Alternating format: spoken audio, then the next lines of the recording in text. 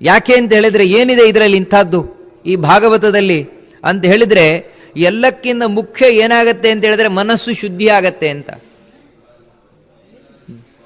ಎಲ್ಲಕ್ಕಿಂತ ಮನುಷ್ಯನಿಗೆ ರೋಗ ರುಜಿನಗಳಿರಬಹುದು, ದುಃಖಕ್ಕಿರಬಹುದು, ಮುಖ್ಯ ಕಾರಣ ಏನಂದ್ರೆ ಮನಸ್ಸು. ಮನಸ್ಸೊಂದು ಸರಿ ಇದೆ ಅಂತ ಹೇಳಿದ್ರೆ ಎಲ್ಲ ಸರಿ ಇದೆ ಅಂತ, ಮನಸ್ಸೊಂದು ಸರಿ ಇಲ್ಲ ಅಂತ ಹೇಳಿದ್ರೆ ಯಾವುದು ಸರಿ ಇಲ್ಲ ಅಂತ. ಯಾಕಂದ್ರೆ ಸುಖ ದುಃಖ ಇರುವಂತಹದ್ದು ಹೊರಗಿನ ಯಾವುದೇ ವಸ್ತುವಿನಲ್ಲ, ಮತ್ತೆ ಮನಸ್ಸಿನಲ್ಲಿ. ಮನಸ್ಸೊಂದು ಚೆನ್ನಾಗಿದೆ ಅಂತ ಹೇಳಿದ್ರೆ ಎಲ್ಲ ಕಡೆಯೂ ಸುಖವೇ, ಮನಸ್ಸು ಚೆನ್ನಾಗಿಲ್ಲ ಅಂತ ಹೇಳಿದ್ರೆ ಎಲ್ಲ ಕಡೆಯೂ ಕಷ್ಟವೇ. ಅದಕ್ಕಾಗಿ ಮನಸ್ಸು ಶುದ್ಧ ಆಗಬೇಕು. ಆ ಮನಸ್ಸು ಶುದ್ಧವಾದಾಗ ನಿಮಗೆ ಎಲ್ಲಿವರೆಗೆ ಅಂದರೆ ರೋಗ ರುಜಿನಗಳಿಗೂ ಕಾರಣ ಮನಸ್ಸು ಸರಿ ಇಲ್ಲದೆ ಇರುವುದು. ನೀವು ಬೇಕಿದ್ರೆ ಯೋಚನೆ ಮಾಡ್ತಾ ಕೂತ್ಕೊಳ್ಳಿ, ಇವಾಗಿಂದಲೇ ನನಗೆ ಇವತ್ತು ಮಧ್ಯಾಹ್ನ ಜ್ವರ ಬರುತ್ತೆ.